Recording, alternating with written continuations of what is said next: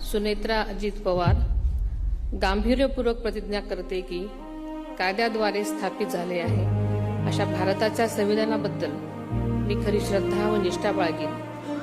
मी भारताची सार्वभौमता व एकात्मता उन्नत राखीन। मी महाराष्ट्र राज्याची उपमुख्यमंत्री म्हणून माझी कामे निष्ठापूर्वक व सद्विवेक बुद्धीने पार पाडेन आणि संविधान व कायदा यानुसार सर्व तऱ्हेच्या लोकांना मी गांभीर्यपणे व निपक्षपातीपणे तसेच कोणाच्याही विषयी महत्वभाव किंवा आकस न बाळगता न्याय वागवते।